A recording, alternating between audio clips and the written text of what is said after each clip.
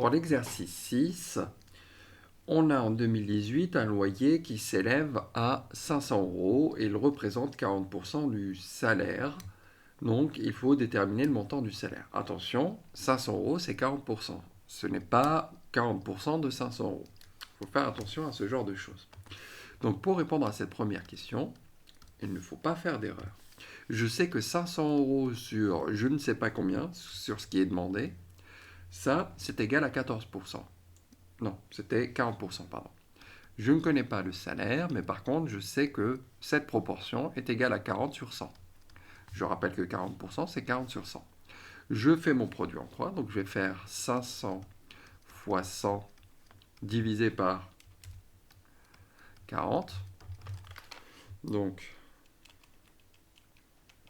et on trouve 1250. Grâce au produit en croix. Donc là, c'est 1250. Donc ce que je peux dire, son salaire mensuel, son salaire est de 1250 €. Petit b, on me dit que le reste à charge représente 8% de son salaire. 8% de son salaire. Je connais son salaire, 8%, je sais ce que c'est 0,08.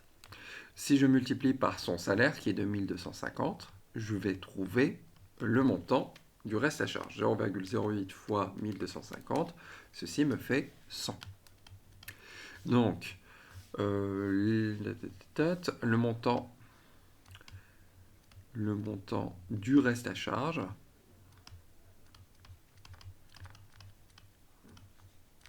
est de 100 €. Et voilà.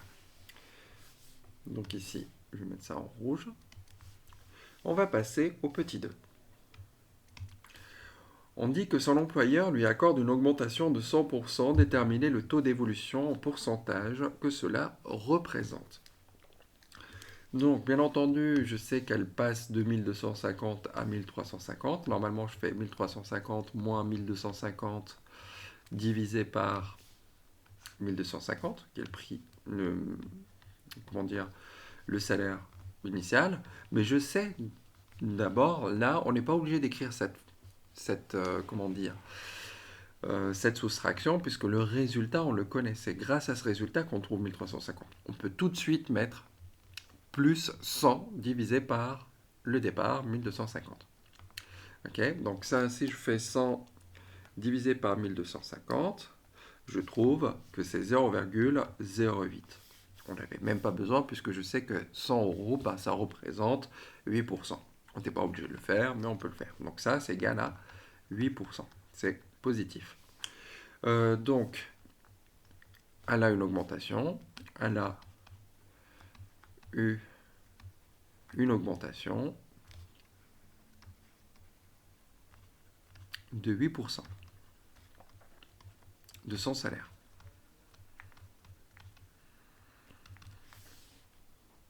Petit 3.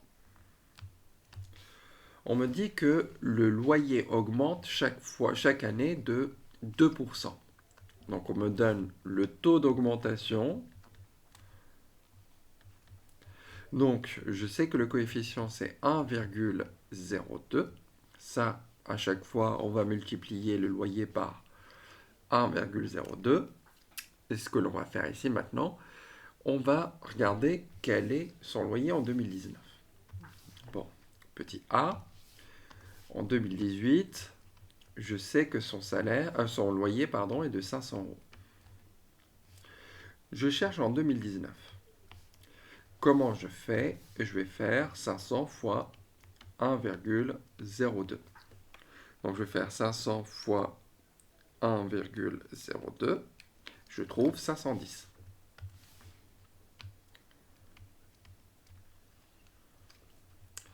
Donc, en 2019, je peux ici répondre, en 2019, son loyer est de 510 €. Pour le petit b, on me demande comment dire, à partir de quelle année son augmentation de salaire sera absorbée par son loyer. C'est-à-dire que le loyer, l'augmentation du loyer va dépasser les 100 euros d'augmentation. Ça veut dire qu'on va passer au-delà de 600 euros. D'accord? Donc là, finalement, on se demande à partir de quelle année son loyer va passer à 600 euros pour que ça, euh, comment dire, que ça absorbe cette augmentation de salaire. Donc là, on va regarder en 2020, 2021, 2022, 2023 et ainsi de suite. D'accord? Donc, pour ça, on va faire sur la calculatrice.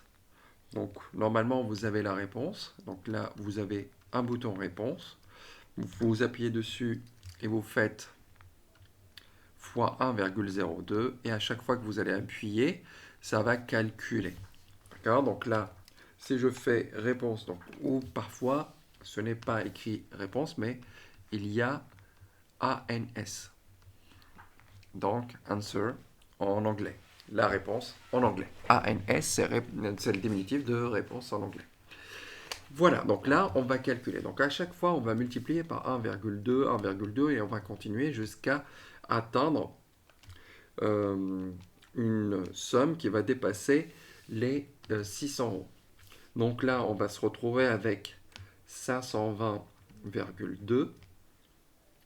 J'appuie encore une fois, on est à 530,604. Là, je peux écrire encore. J'ai que 3 chiffres.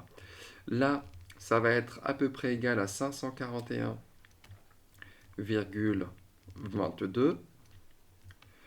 J'appuie encore une fois, on est à 552,04.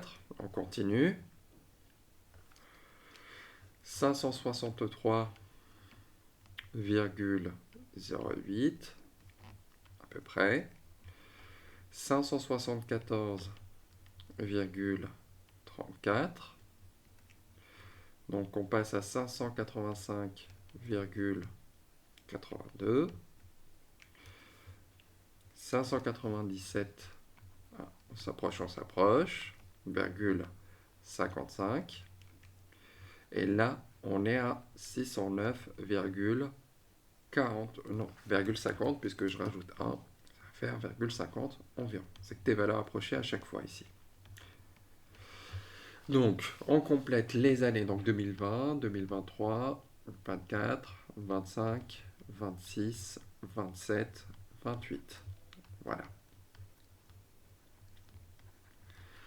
Une fois qu'on a ça, on se retrouve ici. Hop.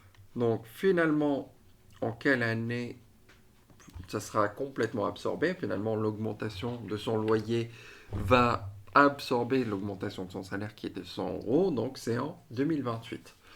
D'accord? Donc là, on va faire une phrase. Donc là, bien entendu, ici, à chaque fois, on a multiplié par 1,2 et ainsi de suite. 1,02, pardon.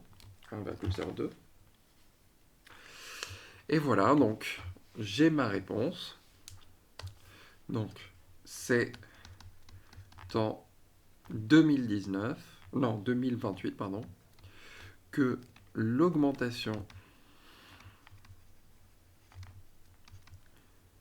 de son loyer absorbera l'augmentation